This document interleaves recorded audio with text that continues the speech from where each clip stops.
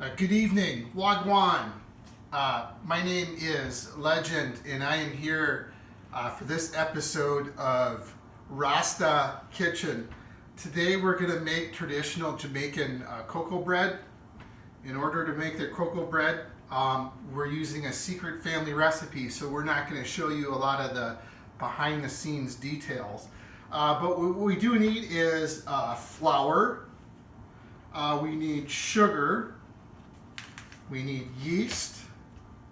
A traditional Jamaican recipe calls for kosher salt, but we're going to use natural sea salt. We need milk. We need butter, parquet,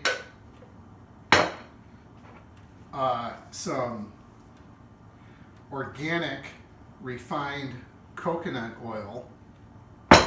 We're also going to use water for a little seasoning, and to help you out, you might want to drink a Red Stripe, or may I suggest some Appleton rum, and obviously we can't forget about Ray and Nephew.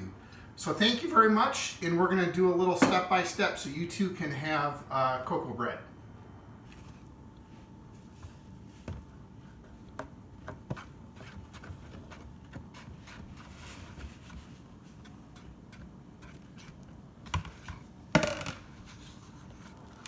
Starting to come together. Kind of scrape under it a bit. Make sure that nothing's getting too stuck under. Kind of getting stuck to the spatula. So bring it around.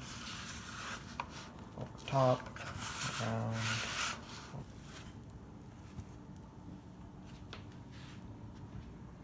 Look at that nice dough right there. Scrumptious. Okay.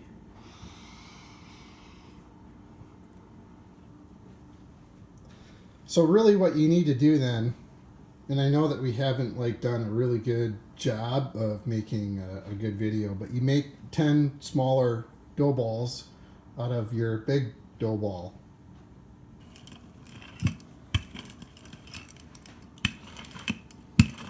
Notice the fine technique that's required when you're rolling this out. This takes years of practice and experience, and can only be mastered by a few people. Which is good for bread.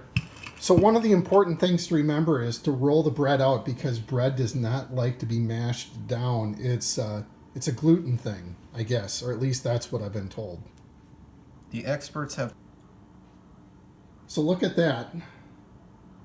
All of the dough has been used. Now what we're doing is we're waiting for 10 minutes to let these bad boys rise. And then that's where the real fun begins. So what we've done is we've prepared our bread and we've let it rise. In the meantime, and while the camera wasn't running, I prepared a secret family recipe as far as what was glazed on top of the bread. Now we want it to avoid having it rise too much in the oven, so we're going to take our middle finger and our index finger, and kind of like the Pillsbury Doughboy, go, hoo-hoo, hoo-hoo. I'm going to have way too much fun with this. Hoo-hoo, hoo-hoo. Once the bread's prepared, I'm going to make sure the oven is set for 350 degrees. We're going to open that bad boy up.